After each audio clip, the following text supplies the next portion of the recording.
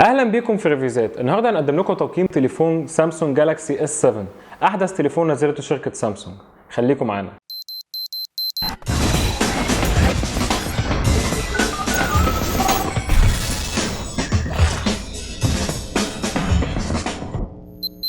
اول حاجه هنتكلم عليها هي التصميم. تصميم التليفون شيك جدا، وهو تقريبا من احلى التليفونات الموجوده دلوقتي في السوق من ناحيه الشكل. وتصميم التليفون قريب جدا من تصميم جالاكسي اس 6، واتغير فيه شويه حاجات زي ان هو بقى مقاوم للميه والاتربه، وكمان بقى فيه مكان للميموري كارد بعد ما ناس كتير اشتكت ان جالاكسي اس 6 ما كانش فيه مكان للميموري كارد. لو بصينا على التليفون من قدام هنلاقي هنا لمبه الليد بتاعه النوتيفيكيشنز، وهنا موجود السنسورز، وهنا الفرونت كاميرا بتاعه التليفون. اما من تحت هنلاقي فيه زرار الباك وزرار المالتي تاسكينج وزرار الهوم باتون الشهير بتاع سامسونج. لو جينا نبص على التليفون من ناحيه اليمين هنلاقي فيه الباور باتون، اما من ناحيه الشمال فيه الفوليوم روكر. وفي التليفون من فوق هنلاقي ان في النويز كانسليشن مايك وفتحه بتحط فيها واحد نانو سيم كارد وواحد ميموري كارد، وما ينفعش تستخدم في التليفون 2 سيم كارد.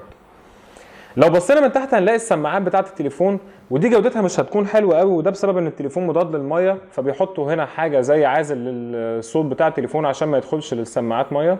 وهنا هنلاقي فتحه الشاحن بتاع التليفون، وهنا فتحه السماعات. اما ظهر التليفون هنلاقي ان في 3 حاجات. اول حاجه هي الكاميرا، ولو لاحظنا هنلاقي ان البروز بتاعها اقل كتير جدا عن جالاكسي اس 6. وهنا هنلاقي الفلاش، وهنا الهارت ريت سنسور. التليفون بيجي في 4 الوان، وهما الاسود والذهبي والفضي والابيض. حجم الشاشه هو 5.1 بوصه، وهي مصنوعه بتقنيه سوبر اموليد بدقه QHD 2560 في 1440، وكثافه بيكسلز 577 بكسل لكل بوصه. كمان الشاشه متغطيه بطبقه كورنينج جوريلا جلاس 4 علشان تحميها من الخدش.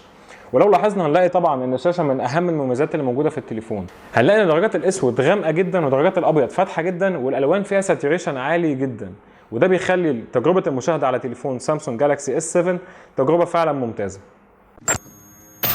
نظام التشغيل الموجود في التليفون هو اندرويد مارشميلو 6.0.1. البروسيسور الموجود في التليفون هو اكزينوس 8890 اوكتا كور، 4 انويه 2.6 جيجا هرتز و4.1.6 جيجا هرتز. ولو جينا نبص على السكور اللي انتوتو اداه الجهاز هو 119034.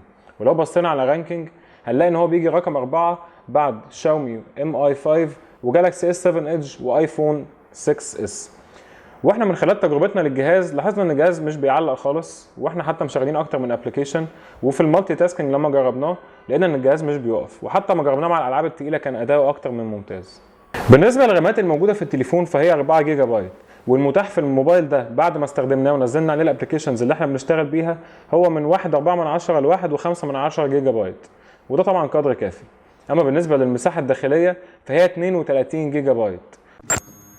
ومن المميزات الجديده اللي هنلاقيها في الانترفيس بتاعه الموبايل ده هي الاولويز اون ديسبلاي، ودي بتخلينا ان احنا في حاله ان احنا عاملين لوك سكرين بنخلي في حاجه معينه تظهر على الشاشه، سواء الساعه او الكالندر، او ان احنا نختار صوره معينه ونخليها تظهر مكان اللوك سكرين. دلوقتي احنا عاملين لوك سكرين، هنلاقي الصوره اللي احنا اخترناها دلوقتي ظاهره على الشاشه. والخاصيه دي مش بتستهلك كتير من البطاريه، لكن احنا شايفين ان هي بوضعها الحالي مش بالاهميه الكافيه. ومن الحاجات برضو اللي هنلاحظها في الانترفيس الجديده ان شكل الايقونات اختلف، وكمان شكل المنيوز. لو جينا نبص على النوتيفيكيشن بار هنلاقي ان هو بيكستند. اول حاجه دي الحاجات المهمه، بعد كده بنكستند للحاجات الثانيه، وطبعا ان احنا نقدر نوديفاي في القائمه دي ونغير فيها على حسب الحاجات اللي احنا بنحتاجها اكتر. من الحاجات الثانيه الموجوده برضو هو موضوع المالتي تاسكينج، ان هو شكله ظريف جدا وسهل جدا، ان احنا بس بنقلب كده بين الابلكيشنز المفتوحه، زائد ان احنا ممكن نفتح اكتر من ابلكيشن في نفس الوقت. زي دلوقتي احنا مثلا فاتحين الميوزك او الليسن ناو، وفي نفس الوقت ممكن نفتح الفيسبوك ونشتغل على الاثنين مع بعض بكل سهوله.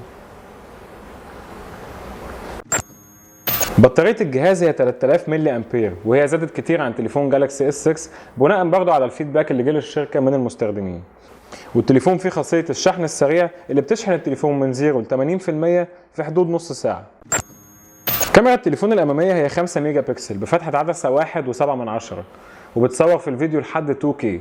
ولو جينا نبص على الكاميرا الخلفيه هنلاقي ان الكاميرا الخلفيه 12 ميجا بكسل، وفي بعض الناس مستغربه انها قلت عن جالاكسي اس 6، بدل ما كانت 16 ميجا بكسل بقت 12. وده سامسونج عملته علشان تكبر حجم البكسلز، وبالتالي التصوير في الاضاءه الخافته يكون حلو، وده برضه بيساعد عليه فتحه العدسه اللي هي 1.7. السنسور الموجود في الكاميرا بيستخدم خاصيه الدول بيكسل واللي بتستخدم لاول مره في تليفون ذكي، والخاصيه دي بتخلي سرعه الاوتو فوكس في التليفون اكتر من ممتازه. زي ما احنا شايفين اول ما بندخل القلم الفوكس بيكون عليه وبيرجع تاني للخلفيه. كاميرا التليفون كمان فيها خاصيه الاو اي اس اللي بتخلي التليفون يبقى ثابت جدا واحنا بنصور بيه فيديو. كمان فيه الاتش دي ار. لو جينا نبص برضه هنلاقي فيه اكتر من افكت موجود في التليفون بيساعدنا ان احنا نصور الصوره بدل ما نعملها اديت بعد التصوير.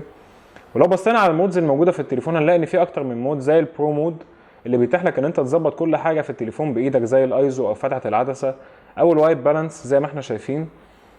كمان من المودز الثانيه الموجوده في التليفون اللي حابين نوريها لكم هو السيلكتيف فوكس، وده بيتيح لك ان انت تختار الفوكس بتاع الصوره بعد ما بتصور الصوره نفسها. تعالوا نجرب مع بعض.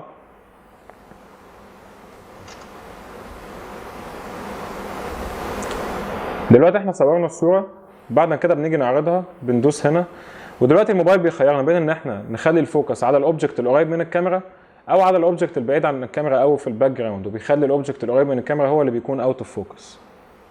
وتالت اوبشن موجود هو انه بيخلي الصوره كلها تكون فوكست، الفور جراوند وكمان الباك جراوند. من الاخر تليفون سامسونج جالاكسي اس 7 يعتبر خطوه ذكيه جدا لشركه سامسونج لانها تلافت فيها عيوب جالاكسي اس 6، لان احنا زي ما احنا شايفين في التليفون زودت عليه ميموري كارد خارجي، طورت من اداء البطاريه وخلتها 3000 ملي امبير وخلت التليفون مضاد للاتربه وللمياه، زائد ان هي طورت كتير على الكاميرا بتاعه جالاكسي اس 6 اللي هي كانت اصلا كاميرا ممتازه. فنقدر نقول على تليفون جالاكسي اس 7 ان هو تليفون حلو جدا. ده كان تقييم تليفون سامسونج جالاكسي اس 7. لو عايز تشوف تقييمات تانية تابعنا على الويب سايت بتاعنا reviewzat.com، وتابعنا على فيسبوك وتويتر وانستجرام ريفيوزات. كان معاكم احمد مغازي، سلام.